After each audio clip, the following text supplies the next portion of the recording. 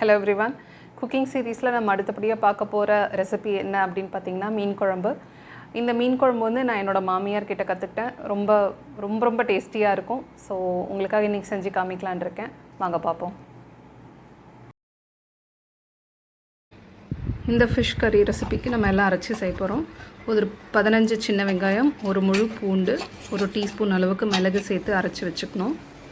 நல்லெண்ணெய் விட்டுட்டு எண்ணெய் காஞ்சப்புறமா ஒரு டீஸ்பூன் அளவு வெந்தயம் எடுத்துக்கோங்க தாளிப்புக்கு. அதை போட்டுட்டு கூடவே 2 மிளகாய் வத்தல், அப்புறம் கொஞ்சம் கருவேப்பிலை சேர்த்து பொரியட்டும்.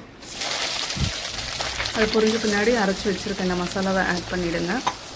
பண்ணிவிட்டு கொஞ்சம் நேரம் வதக்கிட்டு ஒரு அரை டீஸ்பூன் அளவுக்கு மஞ்சள் பொடி போட்டு திருப்பியும் வதக்கி விடுங்க. இது ஒரு 2-3 மினிட்ஸ் போல் ஆகிட்டதுக்கப்புறமா மிளகாய் பொடி, வீட்டில் அரைச்ச குழம்பு மிளகாத்தூள், அது வந்து ஒரு 3.5 டீஸ்பூன் அளவுக்கு ஆட் பண்ணுறேன். ஸோ அதையும் போட்டு வதக்கி விட்டுக்கோங்க.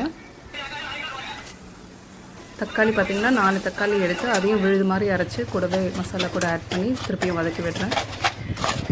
அந்த பச்சை வாசனை போகிற வரைக்கும் நல்லா வதக்கி விடுங்க.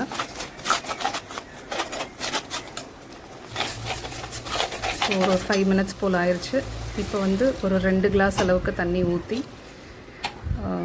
கொதிக்க விடுறேன். கூடவே வந்து இந்த குழம்புக்கு தேவையான கல்லுப்பு ஆட் பண்ணியிருக்கேன். அந்த ஃபஸ்ட்டு கொதி வந்த உடனே ஒரு சின்ன எலுமிச்சம்பழம் சைஸுக்கு புளி எடுத்து அதை கரைச்சி ஊற்றி விடுங்க.